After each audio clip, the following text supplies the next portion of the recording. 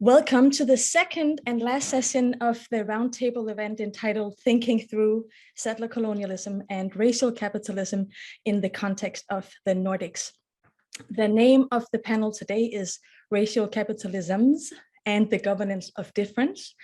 And by the end of today's session, I hope you will agree that the plural S by the end of capitalism is indeed redundant. For those of you that are just coming on now, I encourage you to go back to the first session if you'd like to familiarize yourself with the land acknowledgement and my list of thank yous to everyone, including co-sponsors of the event and other introductory remarks that we shared on Monday. Recordings will be made available within a few weeks. For those of you that are just, no, that was the first one. So today we will hear from Jasmine Kelekay, who will be moderating the panel with Dr. Anders Neergaard, Dr. Ylva Habel, and Dr. Helle Stenum, in solidarity with a comprehensive labor strike at Goldsmiths in London. Dr. Amani Hassani unfortunately had to withdraw from today's session, and we send everyone in UK higher education our solidarity. After the Monday session, we realized that it would have been helpful with a brief theoretical overview of an idea of settler colonialism, especially for those people in the audience that are new to these terms. So to make up for some of that, we put together a few reading suggestions and made a handful of PDFs available to you, and we will share a link to a Google Drive in the comment section during Jasmine's introduction, because we've also prepared a provisional conceptual and theoretical clarification of the term racial capitalism to those of you that are new to this term as well. And Jasmine will use this to frame today's discussion in a little bit. So Jasmine Kelekay is a PhD candidate in the Department of Sociology at the University of California, Santa Barbara, with an interdisciplinary emphasis in Black studies. Her work examines the relationship between racialization, criminalization, and punitive social control, with a focus on how ideas about Blackness are circulated globally, yet shaped by local contexts, histories, material conditions, and intersecting identities. Grounded in ethnographic fieldwork with Afro-Swedish community organizers, her dissertation research examines the criminalization of Blackness and the policing of Black life in and through the Swedish welfare state. Kelekay is currently a visiting researcher in the Department of Criminology at Stockholm University, as well as at CEMFOR, Center for Multidisciplinary Studies on Racism at Uppsala University. I'm very glad, Jasmine, that you accepted the invitation to moderate this panel today, and it is my honor to hand over the mic to you. Please take the floor. Thank you so much. Thank you, Anna, and welcome everyone to today's discussion.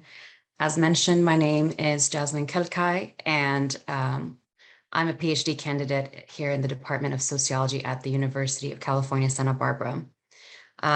For anyone who needs a description, I am a light-skinned Black woman with dark hair, which I am today wearing in a bun. I'm also wearing an olive green shirt and sitting in front of some white panels in the background. I want to briefly situate myself in relation to this conversation, but also the place from which I join you today. I am here today at the University of California, Santa Barbara, which is a land grab university, part of the University of California system, which was founded upon the exclusions and erasures of many indigenous peoples, including those whose lands were expropriated for the establishment of UC Santa Barbara, the villages and unceded lands and waters of the Chumash and other peoples. I want to acknowledge the Chumash peoples, their elders, past, present, and future, for whom this city and this university continues to be the site of many struggles, including the struggle to restore and continue their traditional stewardship practices on these lands, the relationship between the university and local tribal communities, and the treatment of Native American human remains and cultural remains still held by these institutions. On Monday, we discussed the question of settler colonialism in the Nordic context, where Indigenous peoples are also fighting many of these same struggles. So I encourage you to continue learning about and supporting them in these efforts. Today's focus is on the question of racial capitalism and the governance of difference, but I hope we can continue to reflect on the connections between these two frameworks, both of which add a materialist lens to the study of oppression. As Anna mentioned, there will be a Google Doc link shared with you all that includes some reading resources, including on the topic of racial capitalism. But I'll begin today's session, for those who may be unfamiliar, with a provisional definition of the term racial capitalism, drawing on the works primarily on Cedric Robinson's seminal book, Black Marxism, on Jody Melamed's article, Racial Capitalism from 2015, and Destin Jenkin and Justin Leroy's recent edited volume, Histories of Racial Capitalism from 2021. The panel today foregrounds the notion that capitalism is racial capitalism. In other words, the material profitability and ideological coherence of capitalism is constitutive of racial capitalism. A malleable structure, racial capitalism encompasses a process and a set of relationships. As a process, racial capitalism is a material force in the development and structure of historical agency. This material force, according to Cedric Robinson, has its genesis in the internal relations of European peoples. Importantly, the historical accumulation of capital in Europe was contingent on previously existing relations of racial inequality. Capital can only be capital when it is accumulating, and it can only accumulate by producing and moving through relations of severe inequality among human groups. In a racial capital analytic, these relationships are articulated through race. These relationships are what binds accumulation to dispossession, credit to debt, production to surplus, capitalist to worker, developed to underdeveloped, contract to coercion, and so forth. Within these relationships, racial capitalism functions as a process in two ways, according to Leroy and Jenkins. First, the violent dispossessions inherent to capital accumulation operate by leveraging, intensifying, and creating racial distinctions. Second, race serves as a tool for naturalizing the inequalities produced by capitalism. This racialized process of naturalization, they claim, serves to rationalize the unequal distribution of resources, social power, rights, and privileges. Conventionally, according to Melamed, racial capitalism has been associated with the central features of white supremacist capitalist development, including slavery, colonialism, genocide, incarceration regimes, migrant exploitation, and contemporary racial warfare. Importantly, Melamed reminds us we also increasingly recognize that contemporary racial capitalism deploys liberal and multicultural terms of inclusion to value and devalue forms of humanity differentially to fit the needs of reigning state capital orders. In the context of the Nordic countries, these orders necessarily speak to the welfare state, which is why the term racial capitalism is at the center of our preoccupation today. The governance of difference in relation to racial capitalism here implies the act or process governing or overseeing the control and direction of social life and social difference, including but not limited to racialized citizen and non-citizen subjects within the welfare state. I'm personally really happy to be leading this conversation today because the quest to understand these questions in the context of the Nordics is why I first found my way to the University of California, where I had the distinct pleasure of briefly overlapping with the late great Cedric Robinson before he passed away. So this concept has been really influential in my work and in my understanding of my own history and social location in the Nordic context. So I'll just say that I come from Finland originally, where I was born and raised, but both of the lineages of my family are complicated by all of these questions of law, land, and capital, and of course, race, including my roots in the Horn of Africa and my position as a child of displaced peoples and refugees, as well even through my Nordic heritage, as where my family comes from, this kind of borderland position between Finland and Sweden. And so I'm really thrilled to have our panelists join us today to help us kind of unpack these questions in the Nordic context specifically. I will next introduce our panelists for today, after which they will each provide some introductory remarks on their work and its relationship to racial capitalism. I will then facilitate a discussion around some of these questions, after which we will open up to audience questions. So feel free to drop them into the Q&A as we go along. So our distinguished guests for today, I welcome you to turn on your cameras, if you will. So today we are joined by Anders Neergaard, professor in sociology at the Institute for Research on Migration, Ethnicity and Society, also known as RAMESO, at Linköping University in Sweden.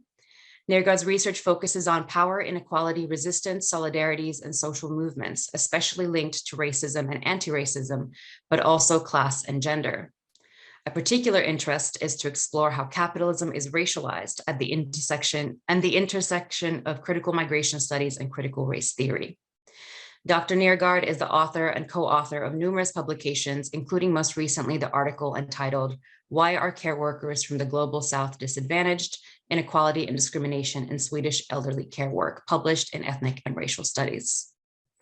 Dr. Ylva Habel is an independent researcher in cinema and media studies and affiliated with the Center for Multidisciplinary Study on Racism, also known as CEMFOR, at Uppsala University. Her research draws on Black studies and post-colonial critical race and whiteness studies. In recent years, she has specifically focused on Swedish exceptionalism and on colorblind, anti-Black discourses connected to collectively imagined welfare values. Recently, she wrote the analytical section of the Swedish Film Institute's report, "Which Women?", published in 2021, on discriminatory structures affecting BIPOC women and white women in the Swedish film and television industry. And finally, Helle Stenum holds a doctoral degree in migration studies and lectures at Roskilde University. She is also a film documentarist, an independent consultant, and activist. Her research focuses on migration management, technologies and production of social difference, colonial histories of the Nordic countries, gender, white privilege, and everyday racism. Welcome to you all. I look forward to hearing from you. So who would like to kick us off for the introductory round? Perhaps I'll follow the order of the introductions and pass the ball to Anders. Dr. Neergaard. Thank you. I would like to thank you for being here, and I'll start. I'm sitting in Buenos Aires, Argentina, and I would like to acknowledge the bags I'm sitting on. On the one hand, recognizing sitting on the land of the Kirstine nations, but also just beside me, the torn down housing of the Afro-Argentine Center of Buenos Aires. These two groups, were almost extinguished during the colonial and early post-colonial processes of the formation of the Argentine state. But I'm also sitting here in some ways based on the backs of people fleeing Argentina towards the global north, losing out in the struggles of social justice by a violent civil, religious, and military dictatorship in Argentina that took place 76. And recognizing this complex, violent history, and thus sitting on the backs of people that have historically experienced and struggled against the wrath of genocide, extractivism, slavery, colonialism, super exploitation, does emphasize the strengths of the concept of racial capitalism. However, before I proceed, I would like to thank the organizers for these two panels. I learned a lot from the Monday session on settler colonialism, and have so far learned about how some aspect of settler colonialism should be integrated in my research that I haven't done so far. I would also like to acknowledge that I'm more of a student than a scholar of racial capitalism. So take my remarks as reflection on my interest in discussing the potentiality in using racial capitalism. Finally, when I talk about racial capitalism, I would really like to talk about racial and patriarchal capitalism, which I would return to shortly. Now, how did I find my way to the concept of racial capitalism? When Cedric Robinson was writing his book, Black Marxism, he was in London to a large extent, where another scholar that influenced me, Stuart Hall, was also working. Stuart Hall, his quote has this classic quote, race as the modality in which class is lived, the medium in which class relations are experienced. And influenced by that quote, I've been working on how to convert this into an empirically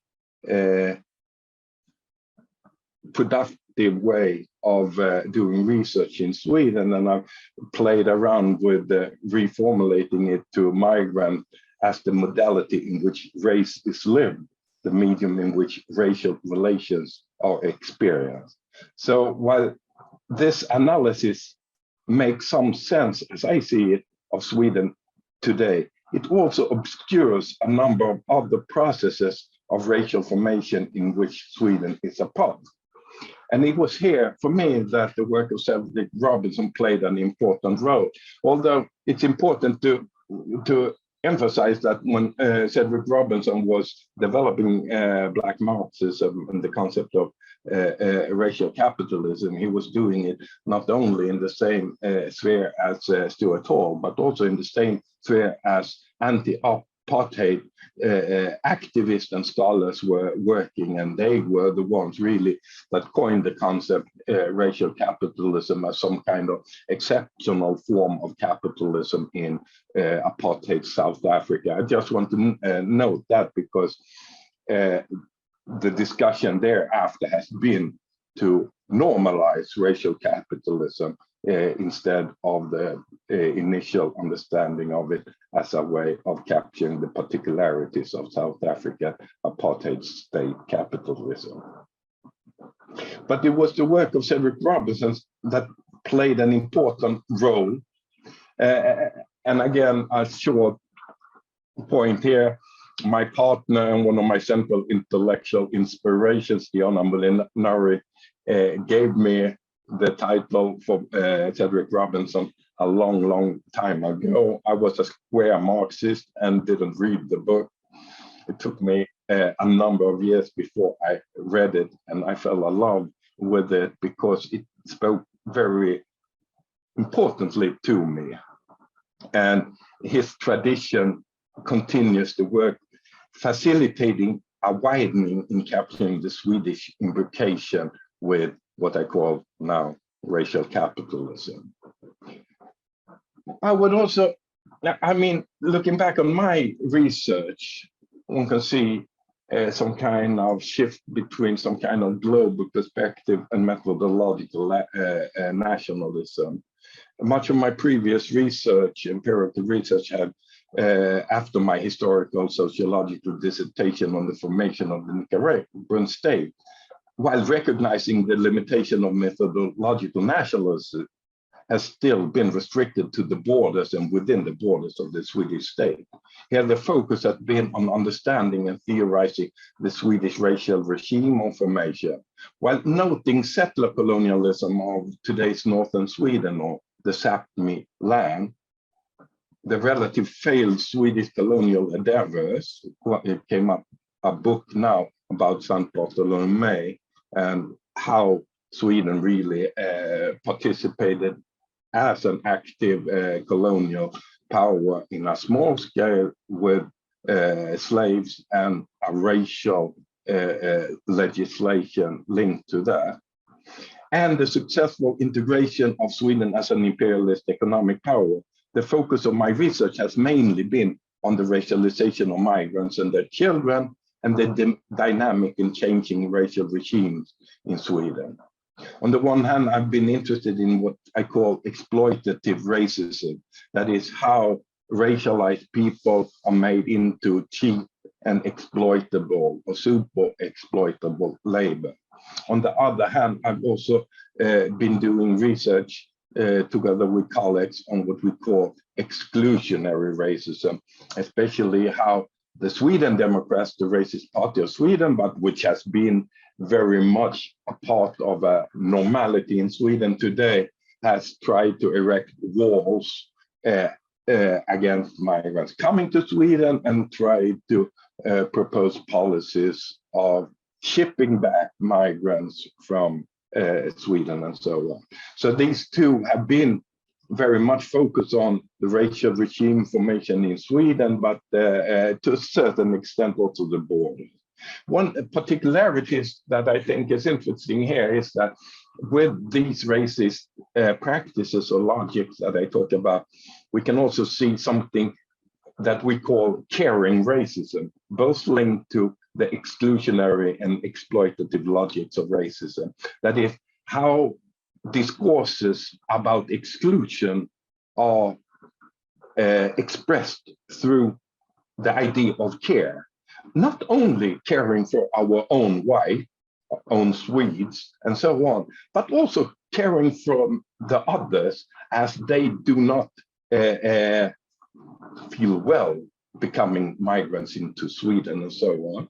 So that's the exclusionary form of caring racism. But we've also seen this exploitative version of caring racism, where migrants that are employed in harsh and the worst labor conditions in Sweden are seen as being cared for because they are employed at all. And I think this about caring racism is important to understand how whiteness or Swedishness is in some way always seeing themselves as carrying out projects in which care is a part, both care for us, our own, but also caring for the other. However, through using the concept of racial capitalism, I'm now attempting to transcend some of the limitations of the methodological nationalism. This concerns both the settler colonization of Sápmi and the failed colonial endeavors, but foremost Sweden's location in the global racial and patriarchal capitalism. The relative income inequality of Sweden that has often been noticed as some kind of exceptionalism is problematic for a number of reasons. Sweden was never that wealth, had never any wealth equality. In contrast, Sweden is one of the most unequal countries of the OECD countries when it comes to wealth. It is income inequality that some years ago Sweden was doing quite good. So the relative income inequality of Sweden was never wealth equality, and the income inequality is rapidly increasing, and this income inequality is extremely racialized. So we see a polarization that in which both class and race is very tightly connected, and this then emphasizes the importance, I would say, of the concept of racial capitalism.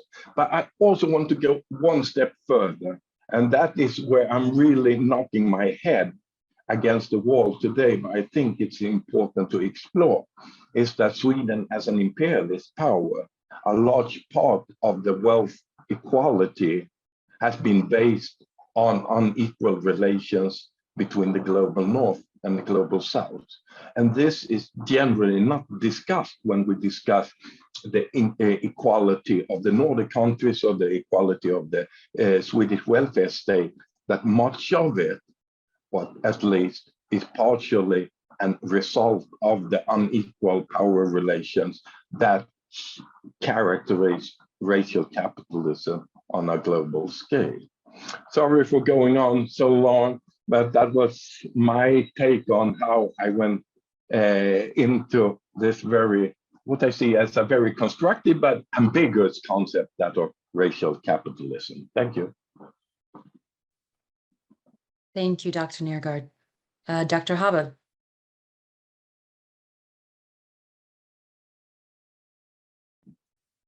Sorry, yes, thank you. Should I start right off? Okay. So thank you so much for inviting me into this very interesting context. Just as Anders and others, I think that looking at the Nordic racial capitalist relations is particularly interesting and particularly urgent for many reasons. And today I'm just going to speak shortly and rather dryly about our welfare state legacies connected to eugenics and how these eugenic priorities have sort of effortlessly come to the surface again. So I would like to speak shortly about my latest research interests linked to the ongoing pandemic, inspired by a strand of other research and also my own earlier research, such as my dissertation, Modern Media, Modern Audiences, Mass Media and Social Engineering in the 1930s Welfare State, which I wrote in 2002. And in this book, I exemplified the many ways in which eugenic thinking was mediated and made palatable, even popular, among the general public. In contrast to Sweden's retrospective image of eugenics as part of a dark and hidden underside of our welfare state policies, I claim that eugenics were, in contrast, openly and proudly advocated by all available media outlets, and its aggressive settler colonial practices vis-a-vis its First Nation population, such as the Samis, were likewise proudly publicized and photographed, as you already know.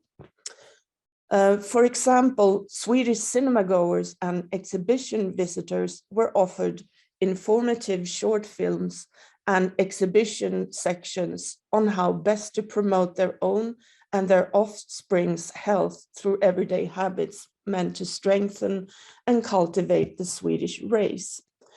In these spaces, you could also rank yourself according to the ongoing eugenic practices, who put out norms about beauty and health through Herman Lundborg's so-called research and photography. And it is in this context also that the Sami had been forcefully depicted, sometimes with a threat of policial powers.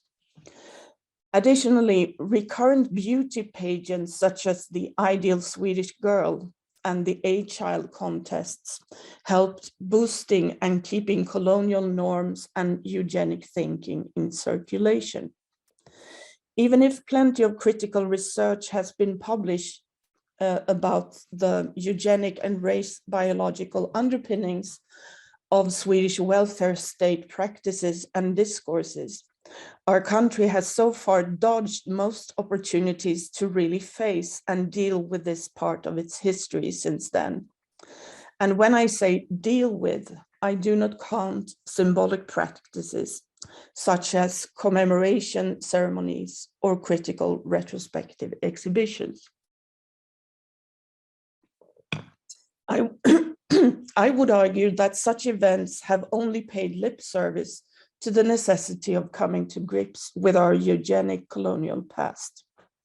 As I have written elsewhere, Swedish exceptionalism is in part a very nimble, multifarious abstraction technique, since there has not been a general and principal recognition of fallibility in that regard.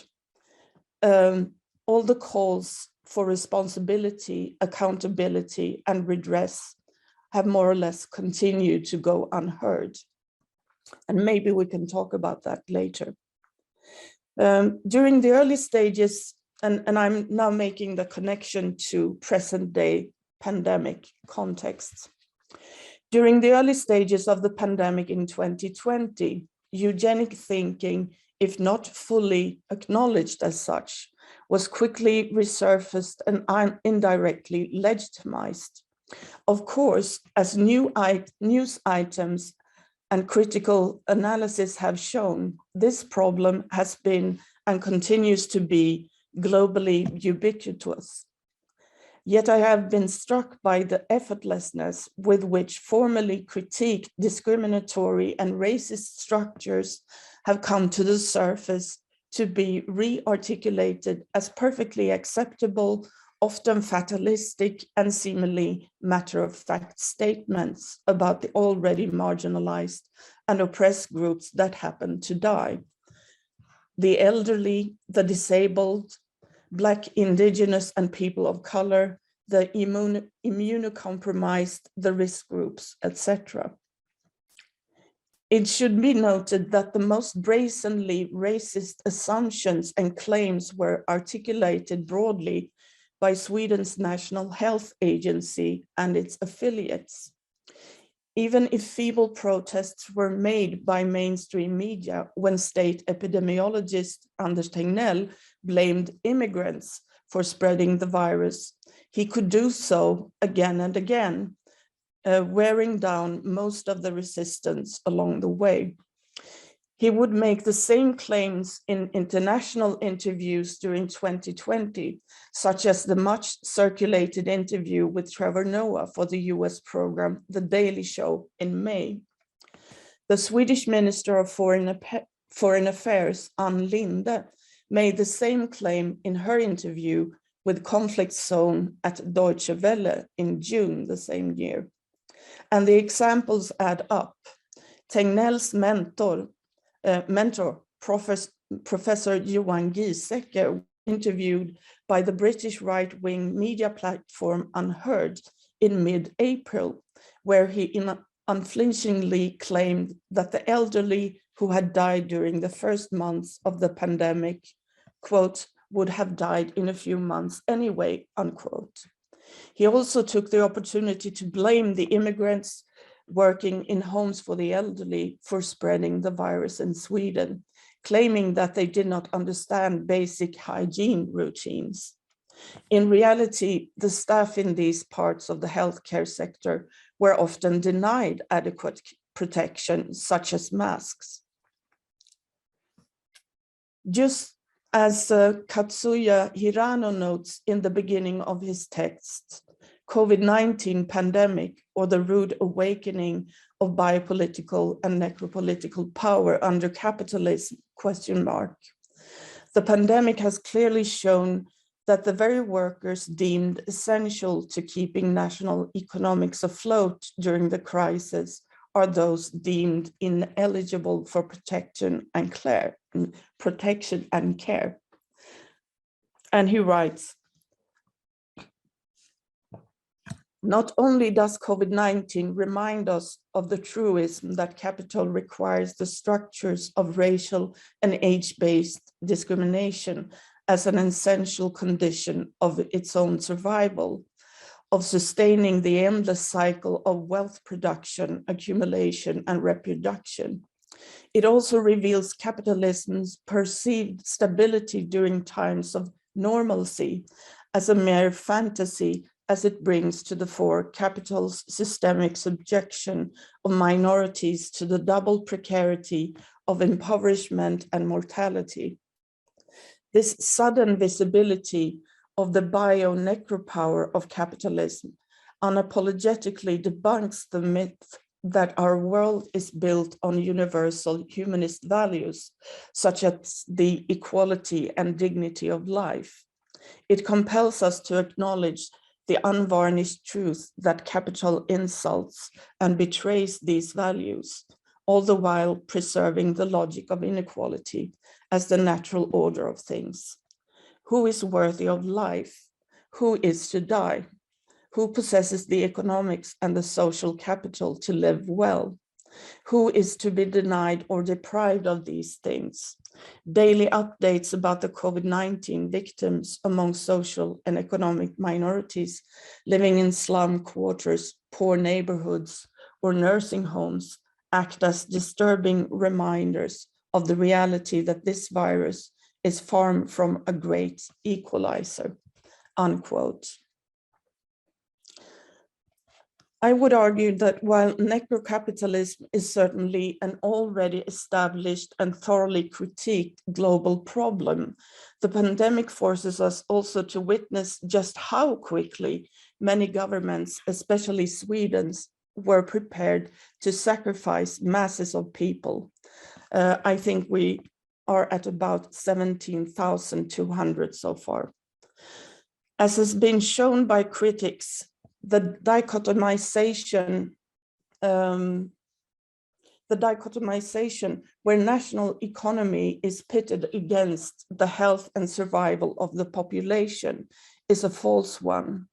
So far, I have not seen that necessary critique reach the Swedish debate climate, where an already strong provincialism has kept us, meaning the us or we who count, from collectively taking in and accepting basic insights, such as the fact that the virus is airborne and spreads asymptomatically. I would like to end by quoting Diane Brand, who says, and she writes from another exceptionalist nation, Canada, and she writes, "What the COVID-19 pandemic has done is expose even further the endoskeleton of the world," unquote. She argues that the white majority's call for getting back to normal or getting back to work reminds her of how much anti-Blackness and counter-intersectional power is invested in this desire. She asks, was the anti-Black and anti-Indigenous racism normal? Was white supremacy normal? And I will end there. Thank you. Thank you, Dr. Habel and Dr. Stenum. Thank you very much. I find that I'm looking very much forward to the discussion, and I think that Dr. Habel and I maybe have some similar urgency about the Nordic welfare states and the connection to the eugenics past in constructing the Nordic welfare state. Well, I'm a white Dane. I am based in Copenhagen. I'm a woman, and I am sitting right now on expropriated Taino land in the U.S. Virgin Islands, former colonized by Denmark, and now in a post-colonial way also by the U.S. So I'm descendant of the former colonizers being here in St. Croix. I've been working on the colonial past in different ways. I work on making documentaries, activism and research, and going into the discussion about racial capitalism, I find that what is very important is the discussion about the welfare state. So I will, I also am researching the histories of racism in Denmark, which is quite interesting, and how it is linked to the origins of the modern welfare state.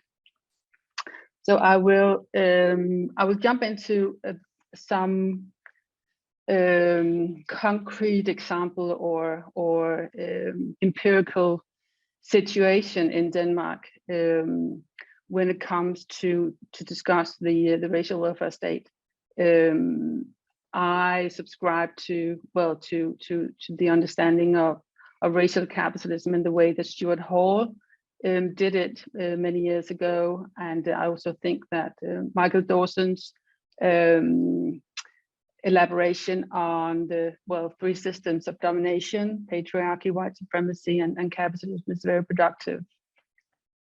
And I guess that we will get back to a discussion about the more, well, how to conceptualize also in the Nordic context, the racial capitalism. But I'll spend a few minutes to introduce the example from Denmark, the so-called ghetto package legislation in Denmark as a reference, because I'll come back to this as an example of articulation of the regime of racial capitalism in Denmark right now.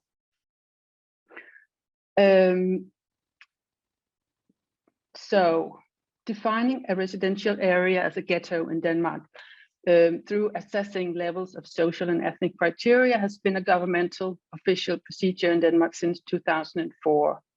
In the ghetto package, so-called, proposed in 2018 and adopted in 2019, some of the rating levels were raised and a differentiation of marginalized residential areas introduced as marginalized, ghetto, and hard ghetto. Marginalized residential areas were meeting two of the four criteria labeled ghetto criteria: levels of unemployment, crime, education, and income, and only if, in addition to this, more than 50% of the inhabitants were of non-Western origin, the residential area was classified as a ghetto. Thus, the ghetto has, by the welfare state, officially been declared a racialized problem. Only level of non-Western background will stamp the area as a ghetto. So ghetto and non-Westernness legally became inseparable. The most radical solution to this so-called problem put forward by the government was to destroy a residential area completely and build a new residential area with a share of maximum 25% of public housing apartments. I'm sitting in a hotel, so just a minute. I'm sorry for that.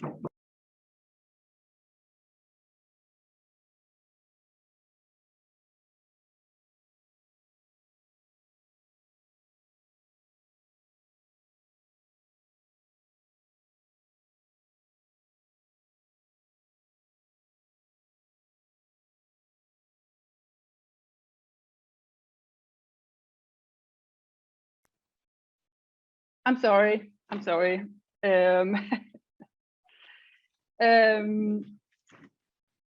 Well, the most radical solution put forward by the government was to destroy a residential area completely and build a new residential area with a share of maximum 25% of public housing apartments.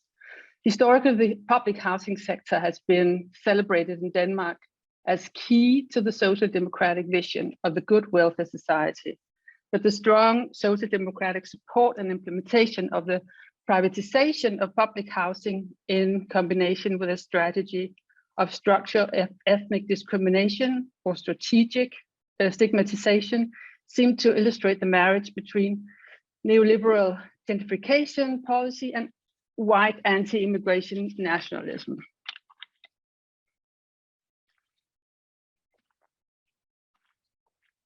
Besides the potential of being subjected to destruction and demolishing of one's home, punitive zone sanctions and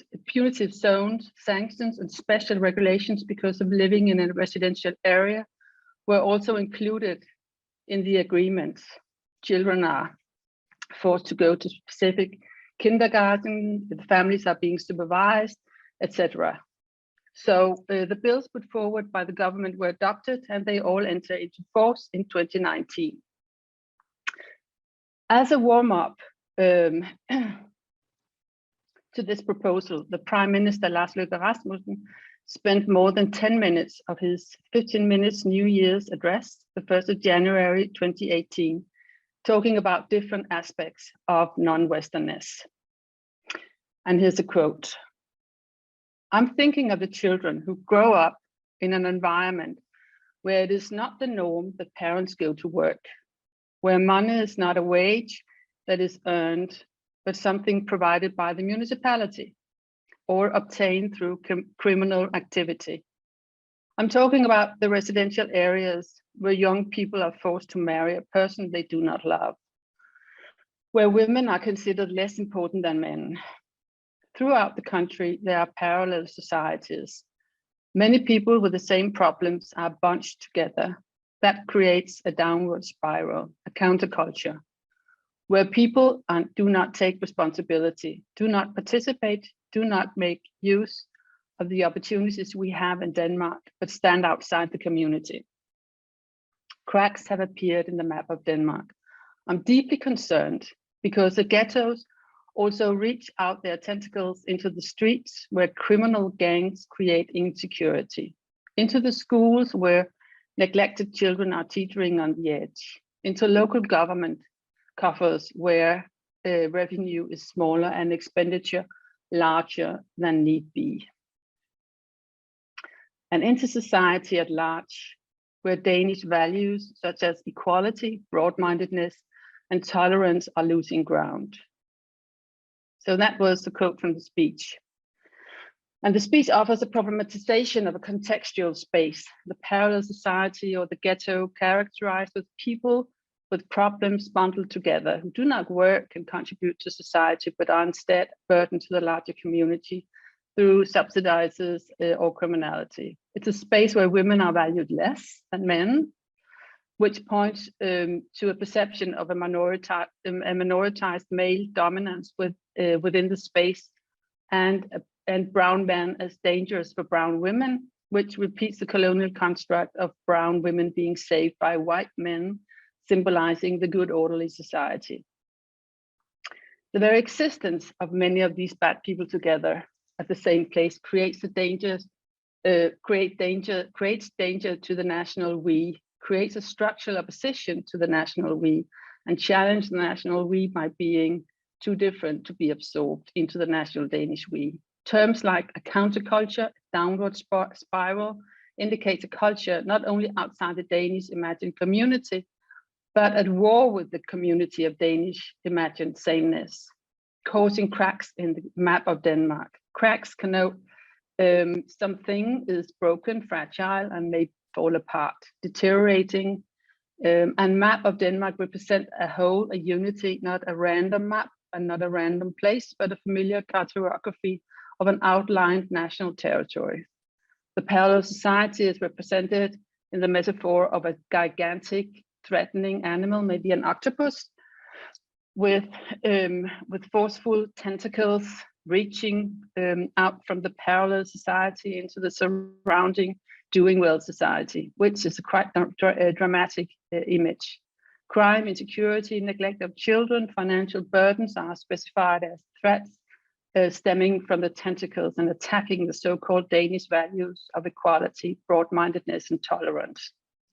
The octopus is not a random metaphor, but a persistent trope in what has been labeled a persuasive cartography, especially during the late 19th and 20th century, where the monster of the sea has represented dangers centered abroad in a foreign country, a region, or from ethnic others, such as Jews or Asian immigrants, reaching its tentacles out in all directions. The octopus spurs out black ink, preventing a clear eyesight in continuation of other metaphors in the speech involving color. Parallel society are described as being in the shadow and in the dark.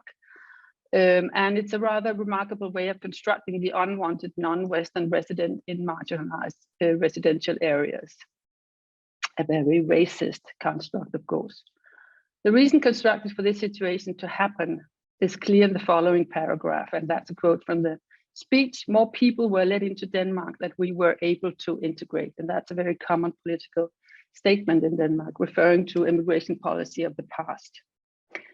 I'm almost finished. The overall problem is represented to be too many non-Western residents bundled together, creating criminality, living on social welfare, economic burdens for Denmark now and in the future, opting out of and abuse Denmark and opposing Danish values and norms such as freedom, gender equality, taking care of children and speaking Danish.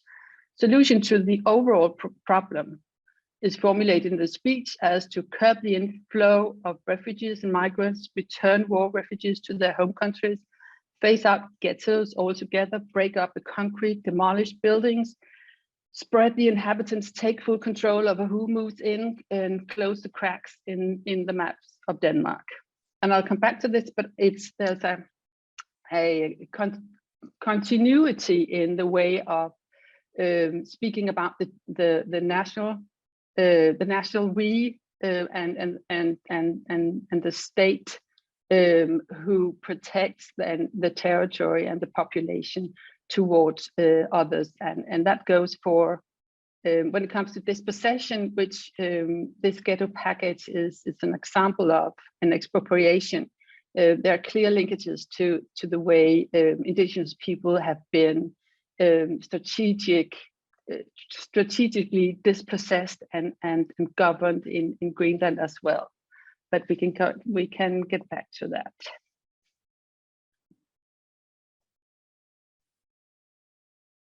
Thank you all so much for your presentations. I think you did a wonderful job of opening up some of the ways in which this question of racial capitalism is urgently relevant to understanding the Nordic context.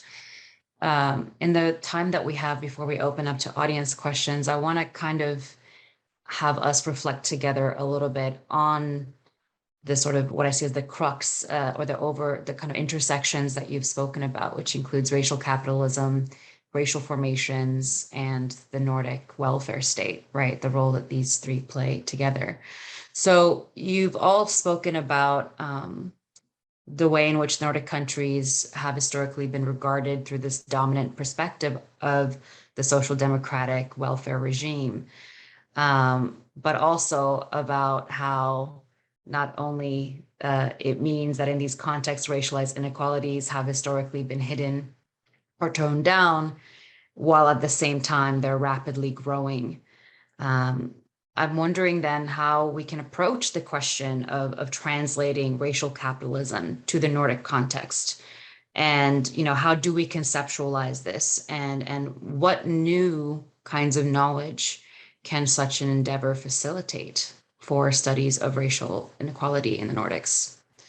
Dr. Habel.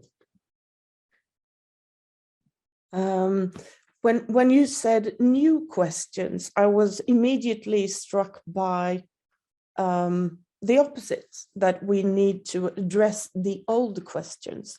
And I think that one sort of general entry would be to pay more attention to the direct relationship between global colonial enterprises and global imperialism and the specificities of race biology, because they are kindred and overlapping.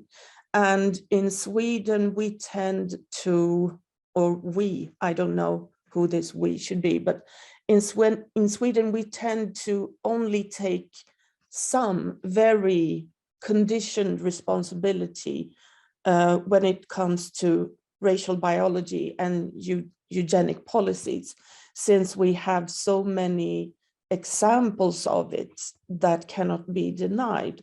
But still, as I argued in my paper, we have not come to terms with it. We have not dealt with it. And one way of dealing very concretely with it would be to make the necessary connection between global empire, race hierarchy, and racial biology and eugenics.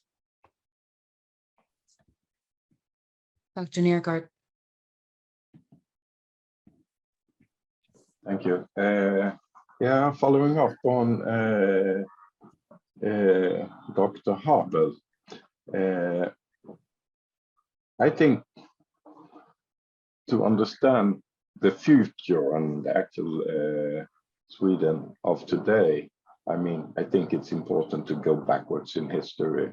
I mean, a number of the conflicts we have today are very much related to how we understand our history. For instance, this discussion about energy, and mining in Sweden, which is very much related to our history of settler colonialism in Sápmi in today. And furthermore, when Sweden looked at itself as a wealthy country, it tends to forget the active role as an imperialist economic power. And I think perhaps this is, for me, one of the most important things that I think racial capitalism enhances. That is, that we cannot only see the closed Sweden with its racism against the colonization of Sápmi, with its racism in the eugenics of history, and the racism of the racialized migrant population in Sweden. We also need to understand that the wealth in Sweden is to a large extent also a result of capitalist practices in a racialized global economic system, where Sweden benefits economically by super exploitation, by extractivism, and by expropriation of generally Black people, racialized others of the global South, and to a certain extent global East. And I think this needs to be integrated in our understanding of racialism, because otherwise we end up becoming very narrow-minded into the Swedish borders, what's happening in the Swedish border. And I think this perspective enhances our understanding of a more complex form of racial capitalism. Thank you.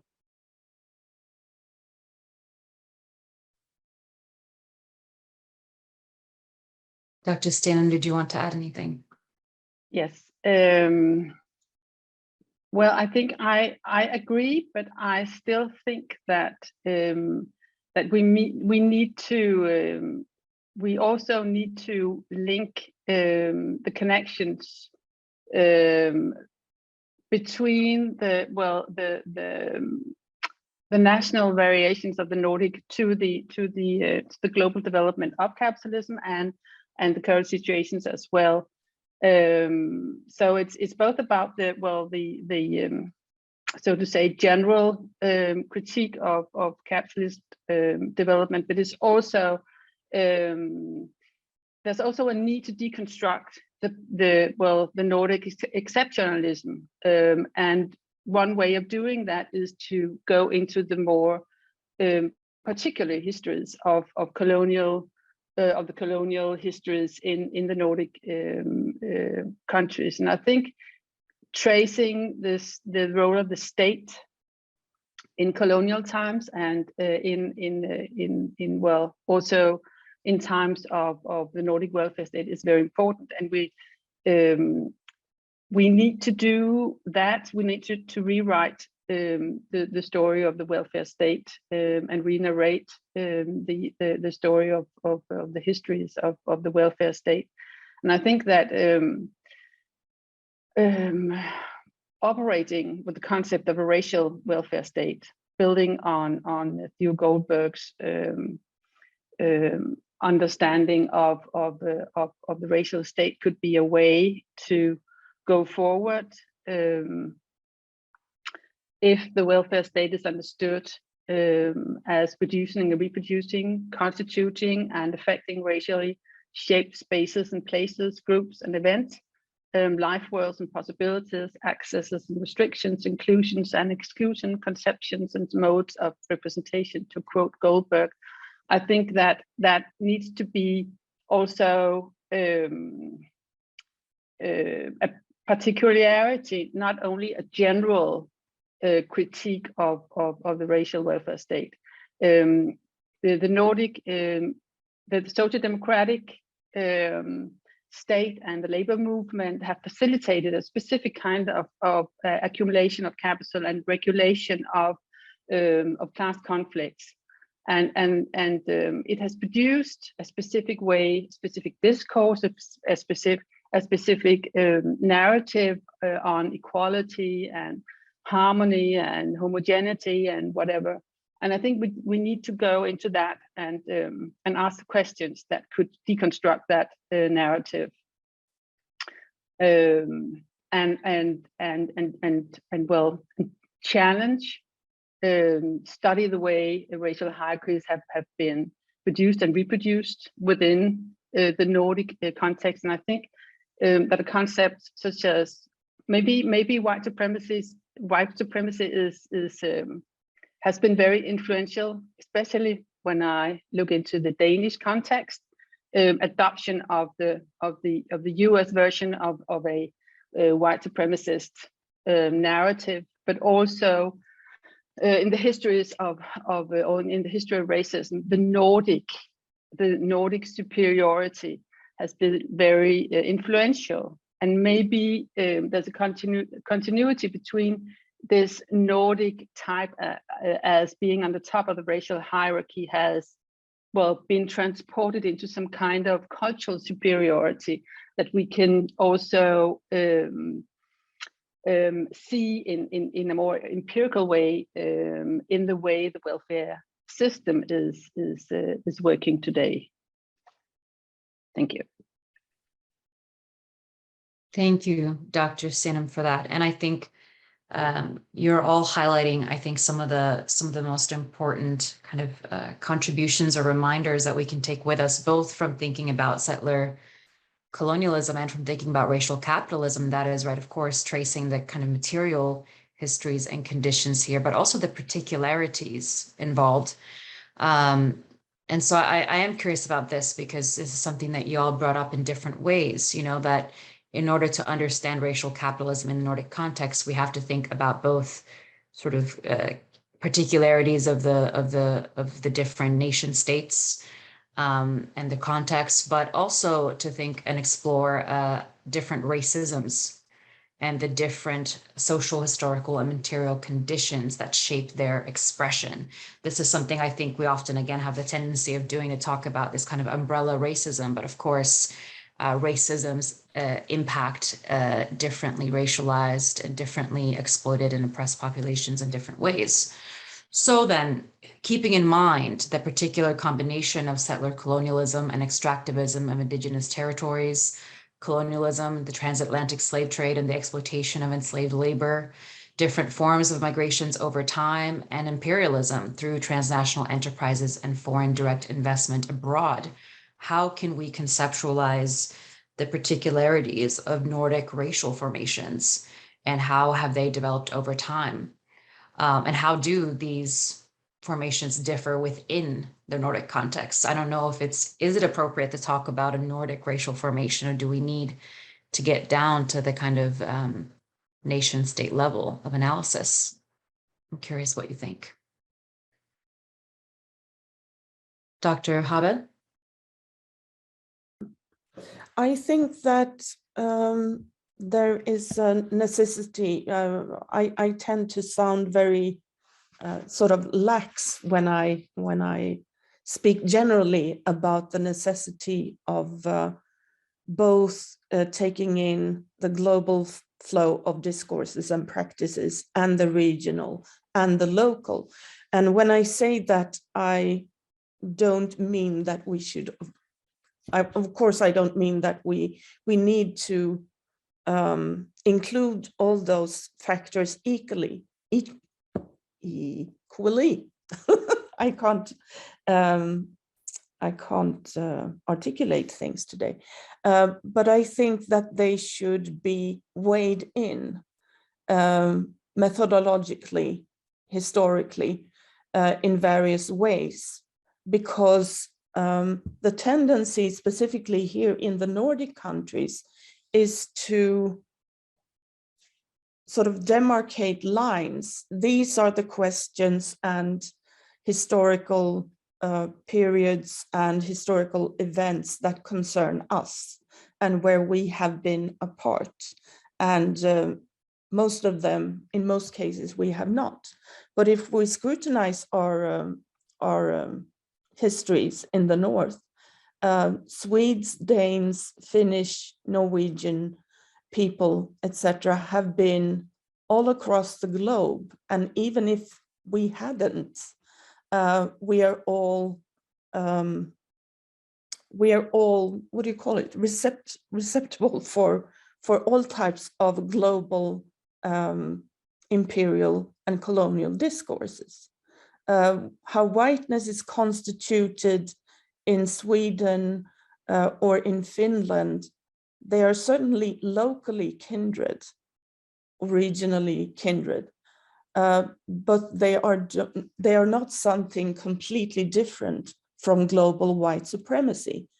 And just as Helle said, I think that taking both these things into account, that white Swedes are considered to be the whitest of the white, and thus standing apart and away from colonial processes, is something that we need to return to. In effect, the Hyperborean whiteness that Karin Skog talks about in her book about the Hyperboreans, that there are various shades to whiteness. And of course, I'm not the first one to remind us of this, but that we need to always weigh in these factors and not necessarily mark trains of thought and theories as coming from particular national contexts. And instead, I think that maybe it would be fruitful to embrace the global flow of theory because they are globally relevant. Thank you. Dr. Neergaard? Yeah, one of the things that I thought was interesting in reading Black Marxism and Cedric Robertson's account of racial capitalism was that he had a quite wide span on locating racial capitalism, where he goes back to pre-capitalist feudal Europe, in a sense. And that is a way of following up on Dr. Habel's comment that, I mean, he allows for a quite sensitive approach to capturing the variations in racial capitalism across the globe. And that also talks to the issue of seeing racism in plurality as racisms, and perhaps also to explore what the racisms do, in a sense, because perhaps it is, or I wouldn't even say perhaps, I mean, the racism directed towards the Sami people is different because it is a racism that has so much built on settler colonial extractivism, which is in a sense a genocide, or at least a very exclusionary project. But using racialized workers within production is not genocide, it's an exploitative process. And thus, I think by teasing out the various forms of racism, we also get some kind of knowledge of how racism are linked to concrete techniques of power, and for different reasons and so on. And again, I mean, that's why I became interested in making the comparison between how racialized workers in Sweden are exploited within employment, but they become visible in a sense, whereas the racialized workers in global South, providing so much of the wealth to Sweden, for instance, they become invisible because we buy and sell on equal terms, in a sense, although everyone knows that it is not equal terms.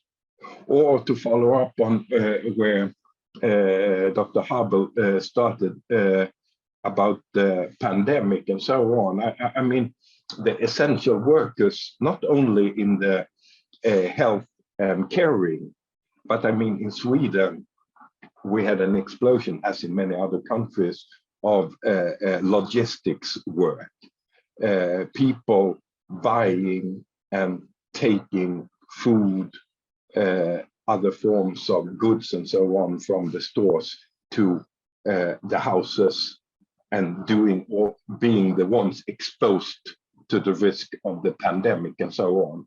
And I would argue that this is also an aspect of the technique of racism, and it's in this case very much directed against racialized migrants with very weak status, residence status in Sweden and so on.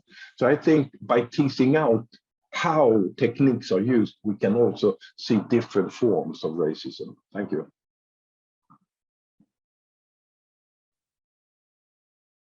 I'm curious if you all can share some thoughts, kind of, following this thread of the particular techniques and particular racisms, right, that of course have their own histories and material and political conditions. What can we say about, for example, anti-Blackness in the Nordic context? I think it's interesting, often when we talk about the positioning of the West, right, the construction of the West, or the West as whiteness, we kind of come into this sort of, Orientalist frame. And when we talk about settler colonialism, of course, we're talking about the particularities of anti-indigeneity in this context. But as you brought up, right, the fact that there has been this ambitious, although not as successful as desired, colonial endeavors and participation in transatlantic slavery and exploitation of enslaved labor, I think it's also not appropriate to talk about anti-Blackness as an entirely new phenomenon, as something that only came with recent post-colonial migrants, right? And this is something that is very often erased, I think, in our conversations in the Nordic context in terms of how we're able to engage with the historical relations. And of course, unlike the rest, or not the rest, but unlike a lot of contexts in Europe, we can't say that the contemporary Black population of the Nordics is directly descended from these former colonies. But so how do we kind of approach this question? Dr. Stenum? Thank you. I think that's very relevant, and I'll come back to that. But just to add to the previous discussion, I will just use Stuart Hall's again, a quote from him about how to go about in understanding and analyzing racial capitalism. And he says that one must start then from the concrete historical work which racism accomplishes under specific historical conditions, as a set of economic, political, and ideological practices of a distinctive kind, concretely articulated with other practices in a social formation. So when racism is not present in the same form or degree in all capitalist formations, it's not necessary to the concrete function of all capitalisms. And I think that's going back into history and trying to understand how racisms were constructed are very important. And if we take take the lens of the early days of the welfare state in Denmark and try to link it to what happened in other contexts, I will just go through a timeline. In 1915, constitutional equality and equal rights, which are often understood as bringing democracy into reality by introducing universal suffrage. In 1915, granting women and servants the right to vote and be elected. However, the universality in that respect did not include national colonial subjects. Danish West Indies, Greenland, Iceland, and Faroe Islands. And voting rights were likewise not granted to convicted criminals, recipients of social benefit, people who were bankrupt, and non-nationals, non-citizens living in Denmark. So this difference, the governing of differentiation of populations in the national territory, is also visible here. In 1916, here in St. Croix, there was a very successful strike where agricultural workers organized themselves in the labor movement under the leadership of David Hamilton Jackson, and they actually won the battle and got a pay rise, and it was a very organized and very harsh strike, and they were in contact with the Social Democrats in Denmark as well, or some Social Democrats, and saw themselves as part of the Nordic or the Danish labor movement. I'm not sure that that gaze or that feeling of connection was the same from Denmark. In 1917, Denmark sold the island to the US, but Denmark has had a long history of constructing colonial subjects and Africans in a specific way that is linked, of course, to the overall colonial development and power structure. In 1918, Du Bois write about the black man and the union, and in frustration over that, there seem to be two labor movements, one of the white men and one of the black men, and the whites are excluding black laborers as well. And we can see that well in also, if we use that lens, we can also analyze the labor movement in another perspective in Denmark or in the Nordics. In 1918, Birth of a Nation, which premiered in, and I'm sure you all know, Birth of a Nation, the most racist movie produced ever, or the most popular, produced in 1915. The Birth of a Nation premiered in Denmark as the first country in Europe. It was a huge success, maybe the hugest success for movie theaters in Denmark at that time, and it was screened over and over again up until the 40s in different versions, and celebrated so much. In 1919, and you know that well, Birth of a Nation is the ideological super constructor of white supremacy. In the year after, 1919, the collective bargaining on reduced working hours in Denmark was succeeded with 8 hours work and 8 hours of freedom and 8 hours of sleep. And that was a huge success for the labor movement. In 1920, Steinke, who is regarded, he was minister in the Social Democratic government, and he is regarded as the founding father of the welfare state in the 30s. And he published a book called Social Welfare for the Future, in which he had a chapter on racial hygiene, on eugenics, directed towards those who are poor and disabled and should not be allowed to breed because they were a cost to the nation. Just to have one last link, in 1921, a PhD student from Columbia, Edward Franklin Fraser, who also was involved in the NAACP, came to Denmark, experienced that success of Birth of a Nation, was very shocked, tried to try to tell people about the racist images. Wrote an article in Politiken newspaper, and was and he also wrote about it when he got back to the US, and was so depressed and shocked about seeing the race pride in the faces, in the white faces in the movie theaters when they went to see the birth of a nation. And this is just to try to be a little more specific about the linkages between, especially the US. I think that the US has a huge influence on how the Danish version of white supremacy has played out. But it's not the only influence. We have a specific racism when it comes to indigenous people, Inuit people in Greenland, and I'll not go into that. Just to be specific about the Denmark was not a container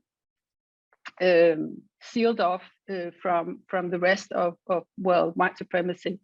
But I think we need to go into that to be more specific, also when we talk about the ideological backdrop for racial capitalism. Thank you, Dr. Stenum. All right, so then returning to the question of anti-Blackness in the Nordics, Dr. Habel and then Dr. Neergaard. I don't quite know where to start, but I have to reconcile myself with being repetitive. And there's one basic problem that Black populations in Europe and the Nordic countries have, and that is that the discrimination of us is always sort of subsumed into the whole packet of racism against immigrants, since colonialism tends to still be denied or reduced when talked about critically, and at the same time we are brought to an eternal present where we just arrived. Especially in the British context, the Windrush generation are exposed to this. So being a population with links to empire gets construed instead to migrant status. And according to that logic, it is also possible. I'm looking at the instruments here, the everyday discursive instruments. It is possible to construe Black people as having a background that is always trailing behind, and that we can't get rid of. So no matter how many generations of Black populations we can observe in Europe and the Nordic countries, we are always being described as immigrants who just recently came and have an immigrant background.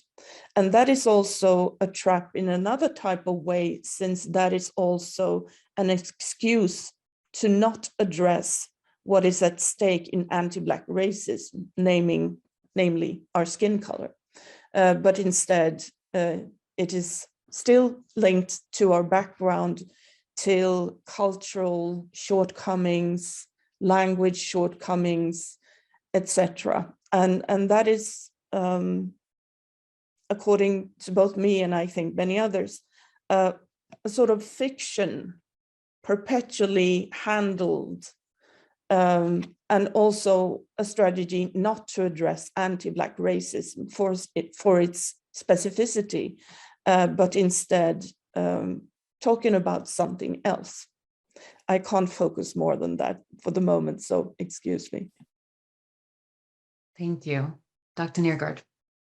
Yeah, thank you. I mean, it's fairly recently that we've started, Dr. Habel has been one of those. There's 3-4 studies now that particularly focus on anti-Black racism and discrimination in Sweden. And what we see here in most of the studies is that this racism seems to be hitting the Black population harder than many other groups. So I think it is important trying to capture how this form of racism is alive and well in Sweden. But then it's also interesting to see that in the image, in the official and hegemonic image of Sweden, I mean, Sweden has been struggling so much against racism abroad.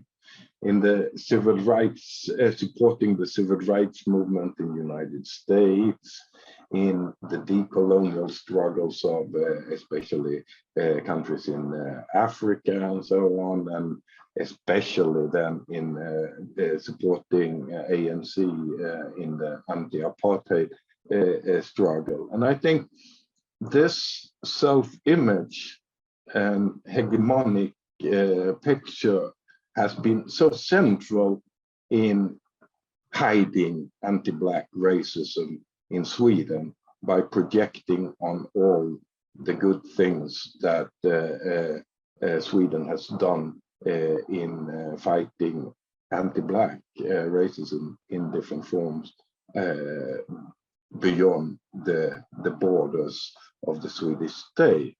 Although it's important to recognize that in almost all of these cases, a successful support for the anti-apartheid and support for decolonial struggles has generally signified a delegation of the Swedish state together with the Swedish capitalist leaders coming to offer their services of armament, of industrial foreign direct investments, and so on.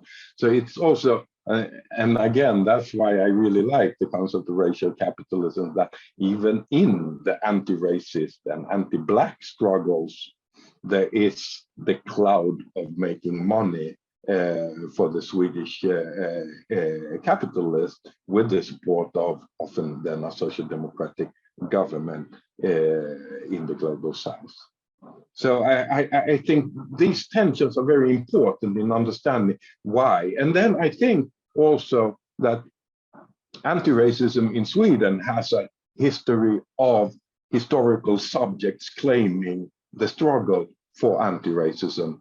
And this struggle has, until recently, not been very claimed by the Black Swedes, the Afro-Swedes, partially because marginalizations within the movements, but we've seen that in that sense, Black Lives Matter played an important role.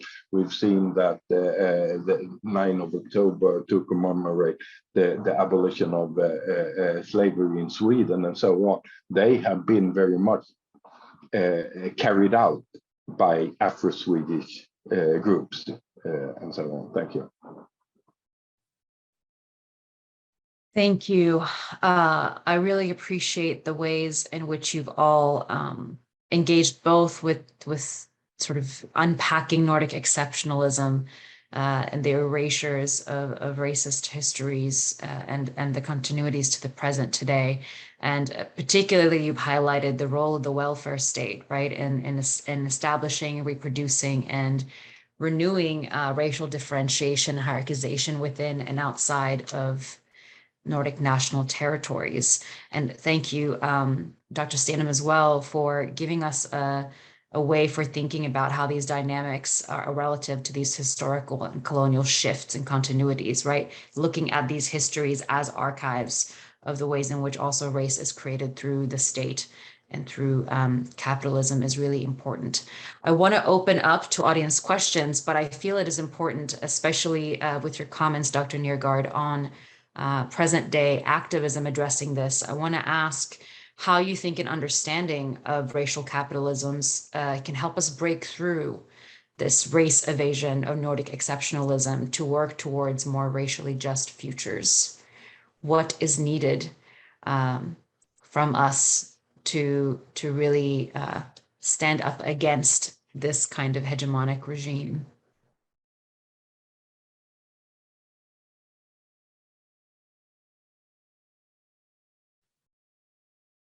Dr. Neergaard? Yeah, last Monday, when we had the session on settler colonialism, this was also a question, and I think, I think change comes about by historical subjects. That is, the people experiencing domination, in this case, racism, and so on. Having said that, acknowledging the various forms of racism and the discussion from the session on Monday, I mean, by experiencing different racism, it's not automatic that you can find a common ground. And so there is a lot of need for some kind of pan-racial form of organization that is capable of catering to different forms of racism and still maintain some kind of core idea of fighting racism together. And I think to succeed there is also the idea of allowing for different forms of social movement organizations. And that's why I ended my previous intervention by talking about how Afro-Swedes, fairly new, but has been, I would argue, more and more on the anti-racist social movement struggles in Sweden. And I think the necessity for them to take and stake a ground within a more broader anti-racist social movement. Thank you.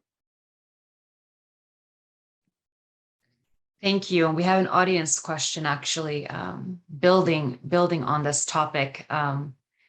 This is from Tess Skadegaard Thorsen, who asks or comments, building on Dr. Neergaard's examples of Swedish external participations in international anti-racist struggles, I wonder, is it possible that Swedish, and I would argue even Danish, efforts to participate in anti-racist efforts and their eagerness to denounce racism outside of their own borders serves to reproduce Danish, Swedish, and Nordic exceptionalisms?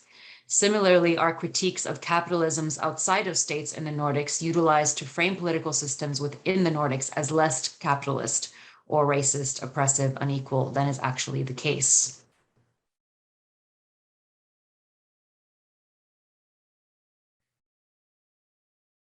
Dr. Neergaard.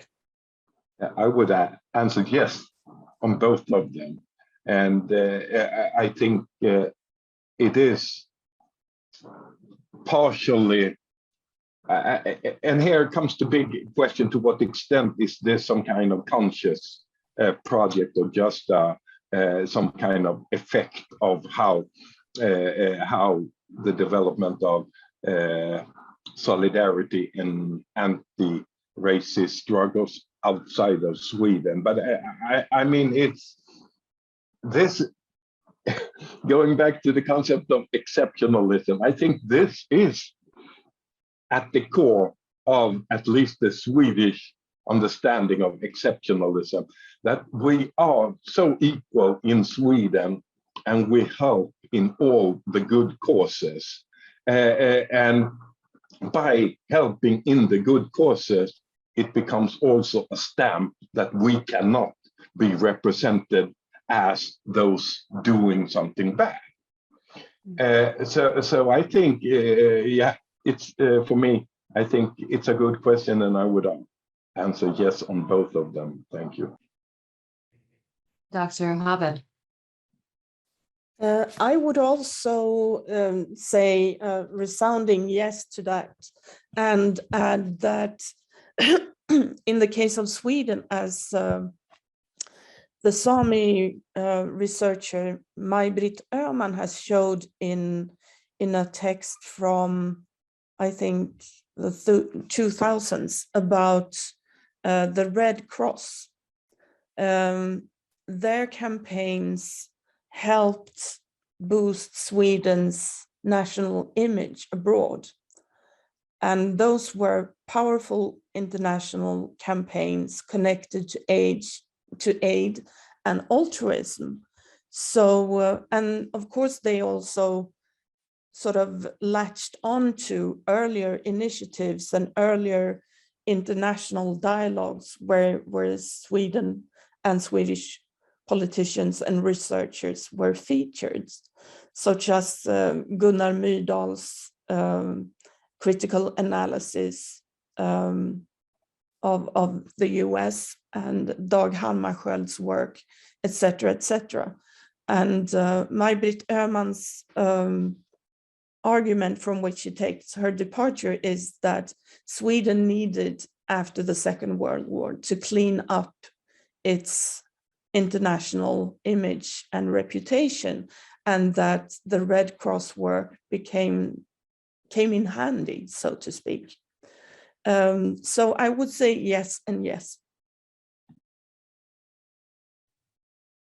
Dr. Stenum? Yes, I will.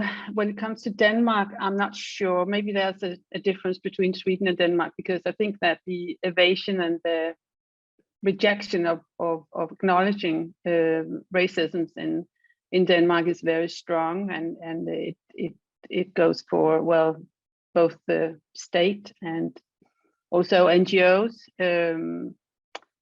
As an anecdote, I did a study some years ago on the experiences of everyday racism among Afro-Danes. It was the first empirical study made, and it was from the Danish Institute of Human Rights. And we really had a struggle about whether to use the word racism or not, and that was an institution for human rights. So I think that racism is so buried in rejection, and that we don't do that. We don't have that. That's part of the national narrative. So Denmark is not known for flagging anti-racism. So we have a different position. I think there are a couple of audience questions that I think pertain a little bit to this question of image management that both Drs. Neergaard and Habel talked about. So I'll try to combine them here for you. So first of all, Carl Wennerland asks, do you see Sweden's export industry, starting with copper and voyage iron in the 17th century and ending up with IKEA, H&M, and Saab in the 21st century, as a direct reaction to the nation's imperial failure? And does this mean that Sweden's imperial quest ultimately did not fail? And relatedly, Asher Goldstein asks about the wealth for building the welfare states, and invites the panelists to, quote, spill some tea on the Nordic political economy's entanglement in global systems of inequality. What industries are in need of further research? What formations?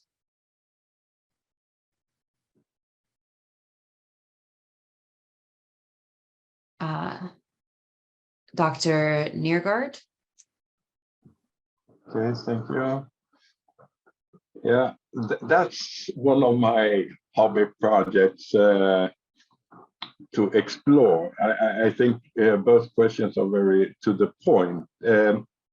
I don't know if it was a substitute, some kind of functional substitute, the development of Sweden as an imperial state following on failed colonialism, but I mean, it did anyway.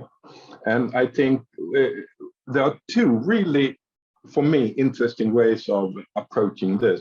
One is through foreign direct investments, and that is then in the general traditional Swedish industries and so on, in some of the iron, yeah, you can go back to the slave iron and so on, but in forestry, in some of the heavy industries, in lorries and so on.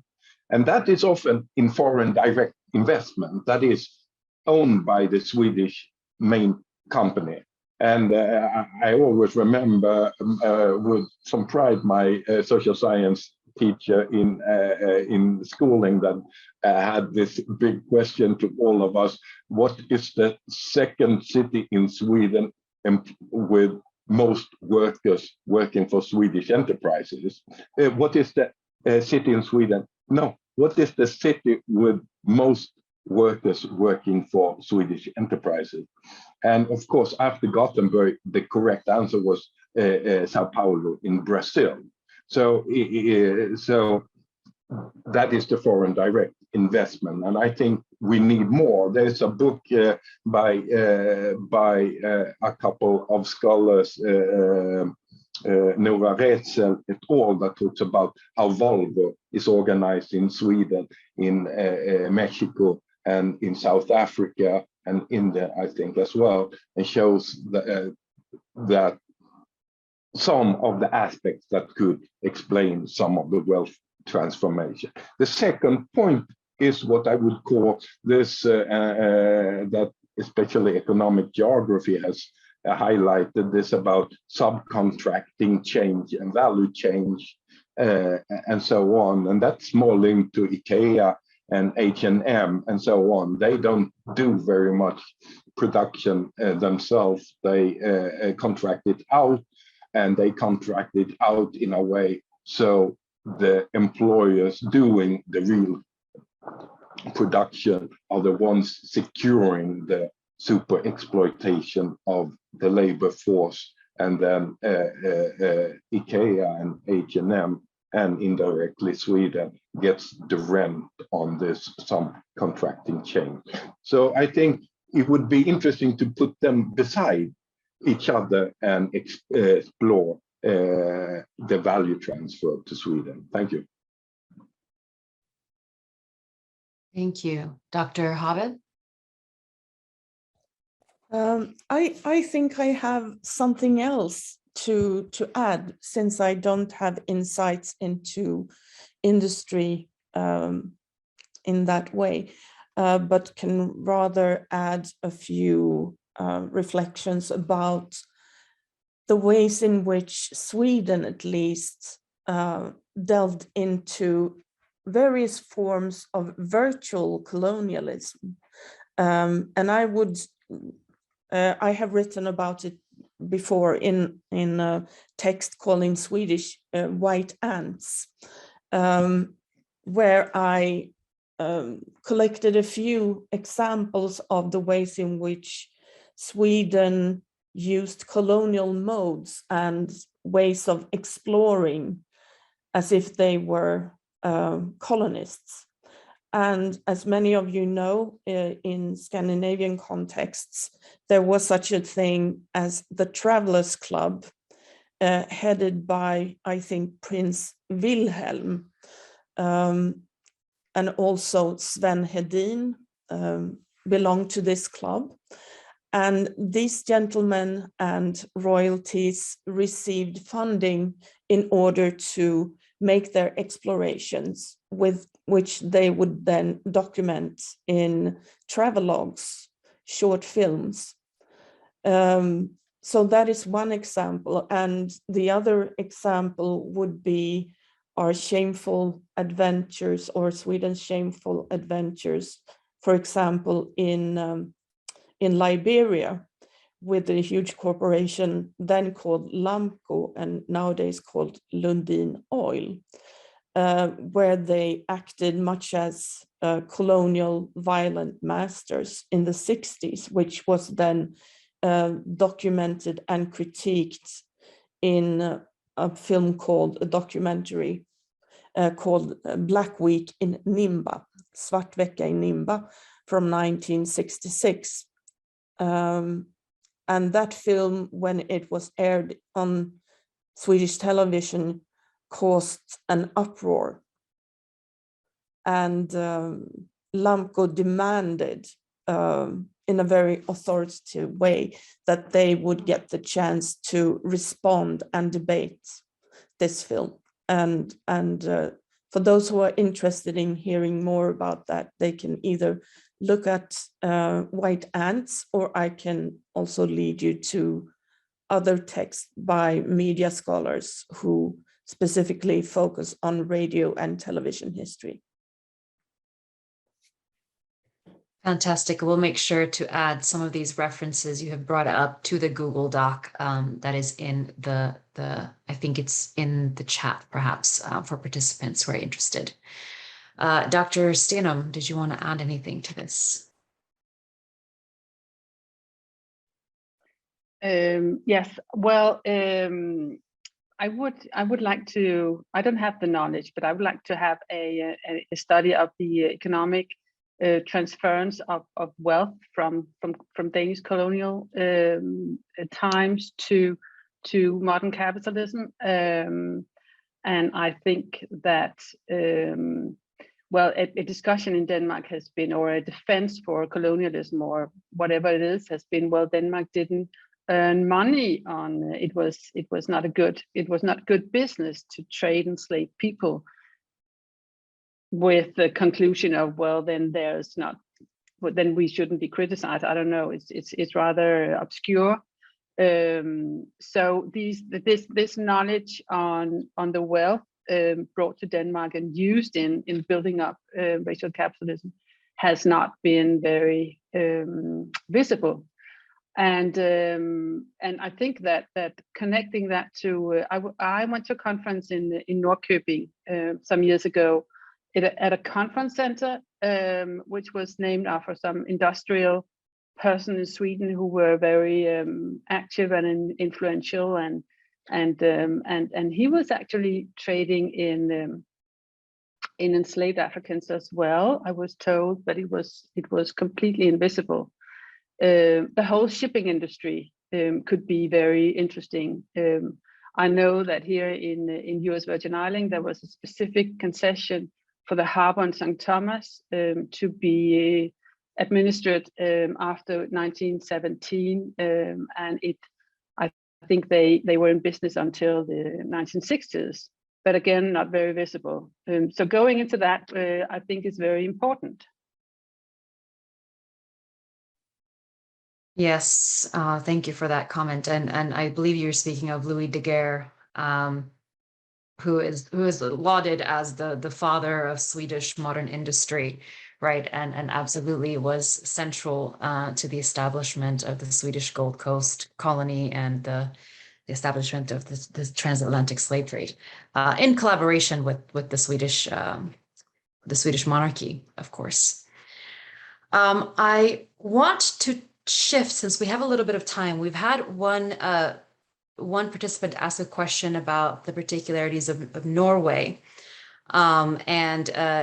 So you're welcome to comment on that if you are feel able to do so. We also have Dr. Ellen Marie Jensen here on the line with us as standby. Dr. Jensen was a participant in Monday's discussion, and so might be able to also add some kind of local context to this. So the question is as follows, and this is from Elizabeth Barron. She says, I'm wondering if any of the speakers feel comfortable commenting on how the situation in Norway compares with what they have shared on Sweden and Denmark. I'm attending from Central Norway, but this is a new topic for me, and I'm very curious about it and want to learn more, including any scholars in Norway working on this. Yeah, well, first I just want to say I've been like shaking my head here a lot over so many of the things you've all been saying, and I wish that we could continue this discussion for a long time. But I think it's very relevant to Norway, and in particular with extraction. And we also have to remember that Norway was was together with Denmark, right? Norwegians like to say that was ruled by Denmark. Okay, in a way we were ruled by Denmark, or not we. I'm a Sami, so I guess I was ruled by both Norwegians and Danes. And then later was in union with Sweden. So it's really hard to disentangle like the economies of the three Nordic countries, or I mean the Scandinavian countries, if we don't really include Finland in that, but so it's very hard to sort of disentangle when we have been really all sort of in one economic unit. And then also, you know, the movement of Sami people, if we speak specifically to the Sami, I mean, we didn't recognize state borders. So it didn't, like extractivism affected us all in very profound ways, and that started very early. So when we talk, we've been talking about extraction outside of the Nordic countries, but extraction started very early in Sami communities, also in my own community, which had profound effects on my family. But in the Swedish context, if we talk about, for example, Kiruna, you were talking about extraction and that was happening, you know, under the auspices of colonial capital outside of the Nordic context. But one of the very first was in Kiruna, and it's still in operation, and it has had a profound effect on the populations in the Swedish context. But also later, the Sami people on the Norwegian side of the border, we always say which side of the border we're on, because when they would be recruited then to move to a mine in Norway or a mining operation here. So much of it's really hard to disentangle. It's very much, you know, we can't.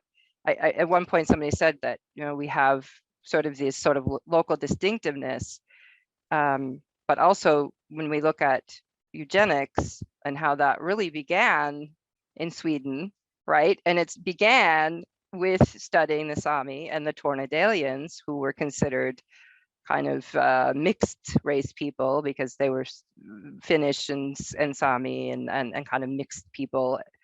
So I think there's these trajectories that go kind of north and south. I think that's what we need to remember, is that Dr.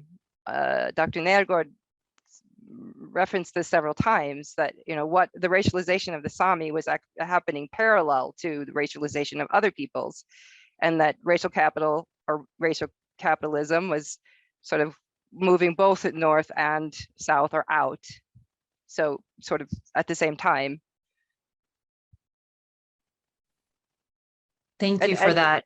Can I just say one more thing about the Norwegian context too, is that today we've talked to you, several people, you've mentioned a lot about Denmark and Sweden, but Norway's economy is largely funded by oil, right? Our welfare state is an oil-based economy, and we are directly complicit, I believe, in the dispossession and profound racialized and gendered violence of Indigenous women, especially in North Dakota, where you have this sort of this like veil of this wonderful Norwegian immigrant who, you know, sold his land to some oil prospector. There's some, you know, geological survey, you know, and it's named Bakken, the Bakken oil field, and that is the site of extreme violence against Indigenous women.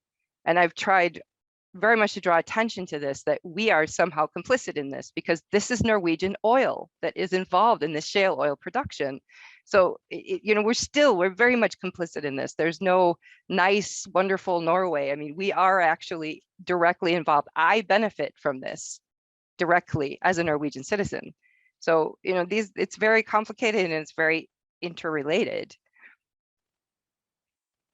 Yeah, I really appreciate you highlighting this kind of relationship, or the way that, you know, Norway, as I'll speak from like, or to the Finnish context, right?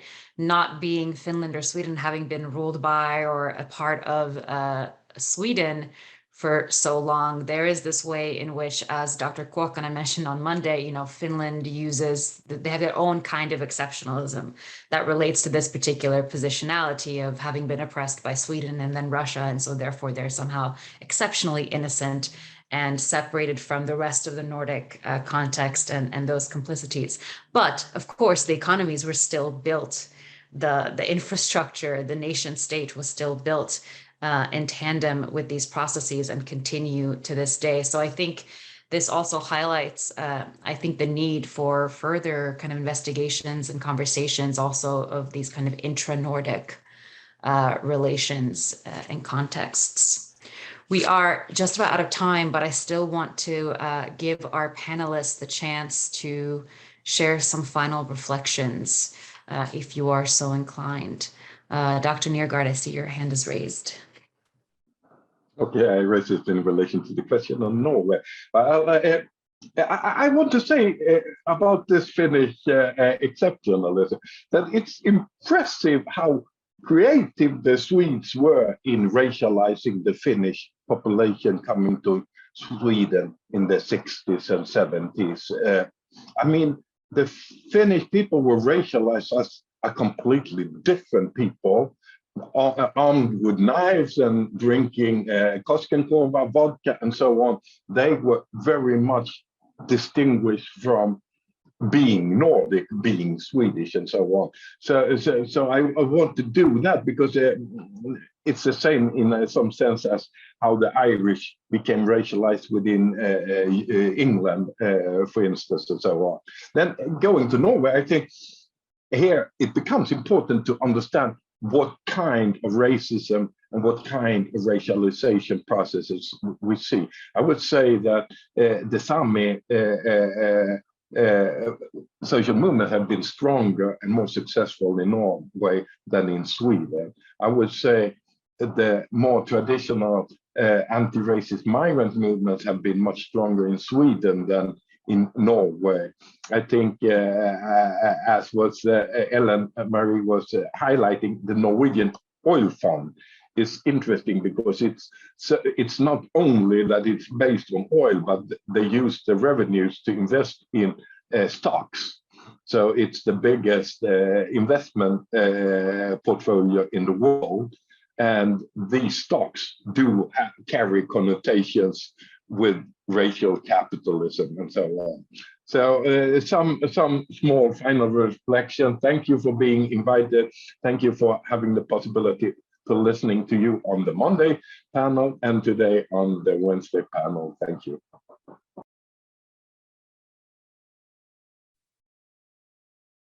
Did anyone else want to share any final words before I hand it over to Anna? Dr. Habel.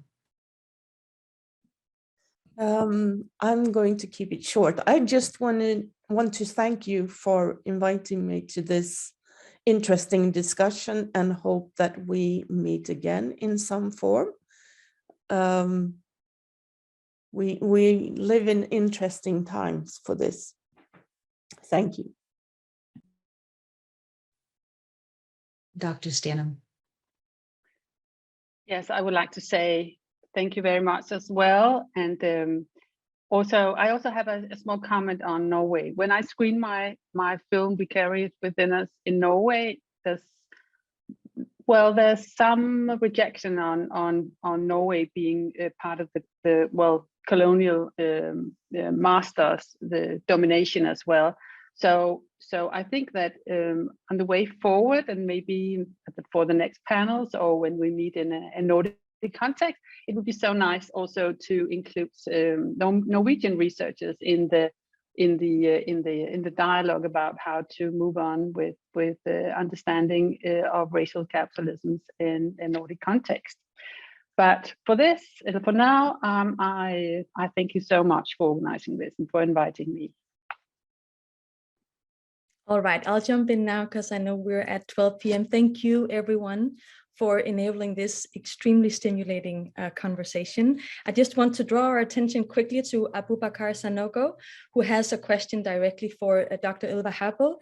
Ylva Habel, I will pick up, and also Abubakar Sanogo, I will pick up on this question and facilitate a connection, because I think that would be helpful. It's an extremely interesting question, and unfortunately we have to wrap up. But again, thank you so much. I truly do hope that there are conversations like this that can continue.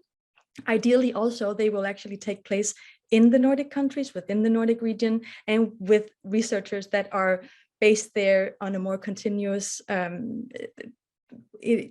level. But here we are. I'm very glad that we were able to meet, and thank you so much for all that you've offered.